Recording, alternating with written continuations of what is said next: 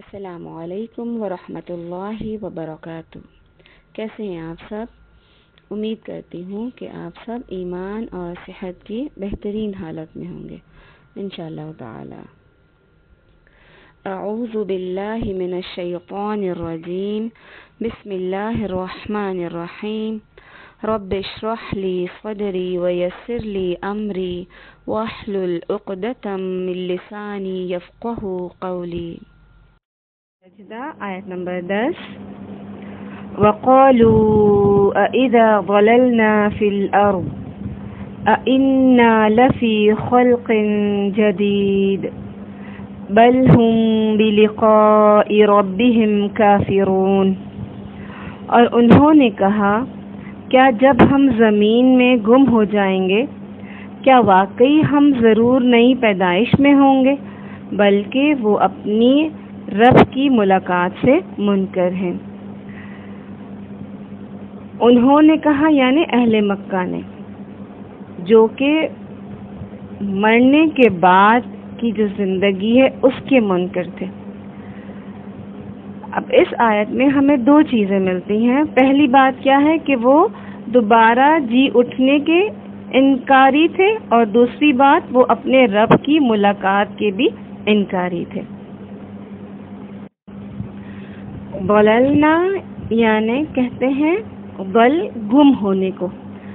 جب کوئی تھوڑی چیز زیادہ مقدار میں مل جائے، یہاں تک کہ اس کا اثر یا اس کا نام و نشان بھی باقی نہ رہے، تو اس کو دلال کہتے ہیں، یعنی تھوڑی چیز کا زیادہ میں مل جانا۔ جیسے آٹے میں ہم نمک کو دیکھیں، نمک اس کے اندر پورا مکس ہو جاتا ہے، پتہ ہی نہیں چلتا۔ اسی طرح مرنے کے بعد انسان کو جب قبر میں ڈالا جاتا ہے تو وہ مٹی ہو جاتا ہے، یعنی وہ بالکل ایسا ہو جاتا ہے مٹی کے ساتھ کہ وہ پتہ ہی نہیں چلتا۔ تو یہ اسی کی طرف اشارہ ہے۔ اب یہ اہل مکہ کیا کہتے ہیں کہ جب ہم زمین میں گم ہو جائیں گے، یعنی ہمارا جسم بالکل گل سڑ کر مٹی بن جائے گا، اور ہم ایسی جگہوں پر چلے جائیں گے کہ جس کے بارے میں ہم جانتے بھی نہیں، نام و نشان تک نہیں رہے گا۔ اِنَّا لَفِي خَلْقٍ جَدِيدٍ، کیا ہم دوبارہ سے پیدا کیے جائیں گے؟ یعنی ان کا اس بات پر یقین ہی نہیں تھا، بلکہ وہ ایک طرح سے مذاق اڑانے والے انداز میں کہتے ہیں کہ کیا ہم دوبارہ پیدا کیے جائیں گے۔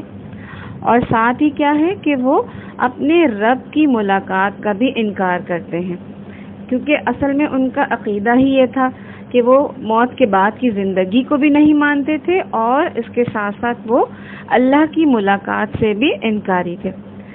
جیسے آپ دیکھیں ایک اور جگہ پر یہ مضمون آتا ہے، اولم یر الانسان انا خلقناہ من نطفۃ فاذا هو خصیم مبین وضرب لنا مثلا ونسی خلقہ قال من یحیی العظام وهي رمیم قل یحییها الذی انشأها اول مرہ وهو بکل خلق علیم۔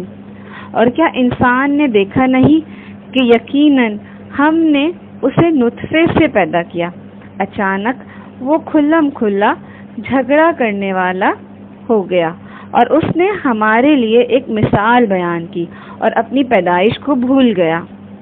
اس نے کہا کہ ان ہڈیوں کو کون زندہ کرے گا حالانکہ وہ بوسیدہ ہوں گی۔ آپ کہہ دیں کہ انہیں وہی زندہ کرے گا جس نے انہیں پہلی بار پیدا کیا، اور وہ ہر طرح کی تخلیق کا خوب جاننے والا ہے۔ سورہ یاسین کی آیت نمبر 77 سے لے کے 79 تک ہے یہ بات۔ اس موضوع پر بھی ہمیں قرآن پاک میں کافی جگہوں پر بات ملتی ہے، اور اس کو ہم ایک حدیث سے بھی دیکھتے ہیں۔ مستدرک حاکم کی حدیث ہے، سیدنا عبداللہ بن عباس رضی اللہ تعالی عنہ بیان کرتے ہیں کہ عاص بن وائل رسول اللہ صلی اللہ علیہ وسلم کے پاس ایک بوسیدہ یعنی بہت پرانی ہڈی لے کر آیا، اور اسے ریزہ ریزہ کرنا شروع کر دیا، یعنی بہت باریک توڑنا شروع کر دیا۔ پھر کہنے لگا کہ اے محمد، کہ اللہ تعالیٰ اس ہڈی کے فنا ہونے کے بعد یعنی بالکل ختم ہونے کے بعد اسے زندہ کرے گا، یعنی کیا اسے بھی زندہ کرے گا؟ تو آپ صلی اللہ علیہ وسلم نے فرمایا، ہاں اللہ تعالیٰ اسے زندہ بھی کرے گا، اور سن، اللہ تعالیٰ تجھے فوت کرے گا، پھر تجھے زندہ کر کے جہنم کی آگ میں پھینک دے گا۔ کہ تنبیہ کی آپ صلی اللہ علیہ وسلم نے۔ تو کیا تھا کہ یہ وہ لوگ تھے جو اپنی دوبارہ پیدائش کو بھی نہیں مانتے تھے، یعنی دوبارہ کی زندگی کو بھی انکار کرتے تھے، اور اللہ کی ملاقات کے بھی انکاری تھے، اس کو بھی نہیں مانتے تھے۔ آگے چلتے ہیں، آیت نمبر 11۔ قُلْ يَتَوَفَّاكُمْ مَلَكُ الْمَوْتِ الَّذِي وُكِّلَ بِكُمْ ثُمَّ إِلَىٰ رَبِّكُمْ تُرْجَعُونَ۔ آپ کہہ دیں کہ موت کا فرشتہ جو تم پر مقرر کیا گیا ہے تمہیں قبض کر لے گا، چنانچہ تم اپنے رب کی جناب میں یعنی اپنے رب کی طرف لوٹائے جاؤ گے۔ اب یہاں پر یتوفاکم یعنی فوت کر لے گا، تم کو فوت کر جانا، پورا لے لے گا تم کو، جان لینا، موت دینا۔ اللہ تعالیٰ نے اپنے نبی کی زبانی ان منکرین نے قیامت یعنی جو قیامت کا انکار کرنے والے تھے، اپنے نبی کی زبانی ان کو کیا بتایا کہ جس ملک الموت کے ذمے تمہاری روحوں کو قبض کرنے کا کام لگایا گیا ہے، جب تمہاری موت کی گھڑی آ جائے گی تو وہ تمہاری روحوں کو قبض کر لے گا اور تم اس دنیا سے رخصت ہو جاؤ گے۔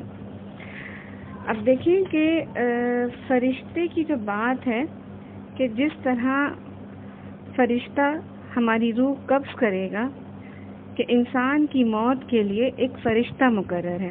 اور آپ دیکھیں کہ ایک صحیح حدیث میں بھی آتا ہے کہ جب انسان رات کو آیت الکرسی پڑھ لیتا ہے تو اللہ تعالیٰ اس کے پاس ایک فرشتہ مقرر کر دیتے ہیں جو صبح تک شیطان کو اس کے پاس نہیں پھٹکنے دیتا۔ یعنی جب انسان آیت الکرسی پڑھ لیتا ہے تو شیطان اس کے قریب نہیں آ سکتا، کیونکہ فرشتہ اس کی حفاظت کرتا ہے۔ لہٰذا جب آیت الکرسی پڑھ کر سوئیں تو ڈرا نہ کریں، کیوں؟ کیونکہ فرشتہ آپ کی حفاظت کے لیے مقرر ہے۔ پھر آپ دیکھیں کرامن کاتبین بھی ہمارے دائیں بائیں ہیں، پھر آنکھ کی حفاظت کے لیے بھی ایک فرشتہ مقرر ہے۔ یعنی یہ فرشتے اللہ تعالیٰ کے حکم کے مطابق ہماری حفاظت کے لیے اور دوسرے کاموں کے لیے مقرر ہیں۔ تو اسی طرح یہاں بھی کیا بتایا جا رہا ہے کہ یہ موت کا فرشتہ ایک مقرر ہے جو حکم دیے جانے پر ہماری روحوں کو قبض کر لے گا۔ تو کیا بات ذہن میں رکھنی ہے کہ وہ رب جس نے ہمیں پیدا کیا وہ ہمیں موت بھی دے گا اور دوبارہ پیدا بھی کر لے گا۔ یعنی مٹی سے بنایا تھا تو مٹی میں مل جانے کے بعد وہ دوبارہ پیدا کر لے گا، اس کے لیے یہ کوئی مشکل نہیں، اس رب کے لیے سب ممکن ہے۔ اور اس بات کو ہم ایک حدیث سے بھی جانتے ہیں، مسلم کی حدیث ہے۔ سیدنا ابو ہریرہ رضی اللہ تعالیٰ عنہ بیان کرتے ہیں، رسول اللہ صلی اللہ علیہ وسلم نے فرمایا، جب مومن کی روح نکلتی ہے تو دو فرشتے اسے لے کر آسمان کی طرف جاتے ہیں۔ حدیث کے راوی یعنی حدیث لکھنے والے حماد کہتے ہیں، سیدنا ابو ہریرہ رضی اللہ تعالیٰ عنہ نے روح کی خوشبو اور مشک کا بھی ذکر کیا، اور آپ نے فرمایا آسمان والے فرشتے اس روح کی خوشبو پا کر یعنی اس روح کی خوشبو سے کہتے ہیں، کوئی پاک روح ہے جو زمین کی طرف سے آئی ہے، اللہ تعالیٰ تجھ پر رحمت کرے اور اس جسم پر بھی جسے تو نے آباد کر رکھا تھا۔ پھر فرشتے اپنے رب کے حضور اس روح کو لے کے جاتے ہیں تو اللہ تعالیٰ فرماتے ہیں کہ اسے قیامت قائم ہونے تک اس کی معین جگہ یعنی جو اس کی جگہ ہے یعنی علیین میں پہنچا دو۔ اور جب کافر کی روح نکلتی ہے تو حدیث کے راوی نے کافر کی روح کے نکلنے کا ذکر کرتے ہوئے بتایا کہ سیدنا ابو ہریرہ رضی اللہ تعالی عنہ نے روح کی بدبو اور اس پر فرشتوں کی لعنت کا ذکر کیا، اور آپ صلی اللہ علیہ وسلم نے فرمایا جب اسے اوپر لے جایا جاتا ہے تو آسمان کے فرشتے کہتے ہیں کہ کوئی ناپاک روح ہے جو زمین کی طرف سے آ رہی ہے۔ پھر اللہ تعالیٰ کی طرف سے حکم ہوتا ہے کہ اسے قیامت تک یعنی جب تک قیامت قائم ہوگی اس وقت تک اس کی معین جگہ یعنی جو اس کی جگہ ہے سجین میں لے جاؤ۔ سیدنا ابو ہریرہ رضی اللہ تعالیٰ عنہ بیان کرتے ہیں، روح کی بدبو کا ذکر کیا تو نفرت سے اپنی چادر کا دامن اس طرح اپنی ناک پر رکھ لیا، یعنی اپنی ناک کو ڈھانک لیا آپ صلی اللہ علیہ وسلم نے۔ تو ان آیات میں ہمارے لیے کیا سبق ہے کہ موت برحق ہے، دوبارہ زندگی برحق ہے، اور اللہ کے سامنے حاضری برحق ہے، یعنی ان میں سے کوئی بھی چیز ایسی نہیں ہے جس میں شک کیا جائے۔ ان پر ایمان ہمارا مضبوط ہونا چاہیے، اور فکر کس بات کی کرنی ہے کہ جو ہمارا مقصد زندگی ہے۔ کیا ہے مقصد زندگی؟ سورہ ملک میں بھی آتا ہے نا کہ احسن عمل، کہ انسان کی زندگی کا مقصد کیا ہونا چاہیے؟ وہ اعمال کرنا جن سے ہم رب کو راضی کر سکیں۔ جب ہم دوبارہ زندہ ہوں، جب ہمیں دوبارہ اٹھایا جائے، جب رب سے ملاقات ہو، تو ہم اپنے رب کو راضی کر سکیں۔ یہی مقصد ہونا چاہیے ایک مسلمان کا، ایک مومن کا، کہ وہ زندگی کیسی گزارے؟ رب کی مرضی کے مطابق۔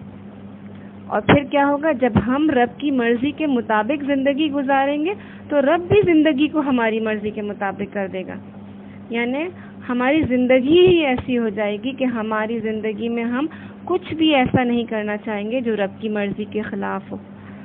تو اللہ سے دعا ہے کہ یا رب العالمین، زندگی تو نے دی ہے تو ہمیں یہ بھی توفیق دے کہ ہم اس کو تیری مرضی کے مطابق گزاریں، تاکہ جب کل تجھ سے ملاقات ہو تو ہم تجھے راضی کر سکیں۔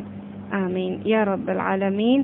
سبحانک اللہم و بحمدک، اشہد ان لا الہ الا انت، استغفرک و اتوب الیک۔ السلام علیکم ورحمۃ اللہ وبرکاتہ۔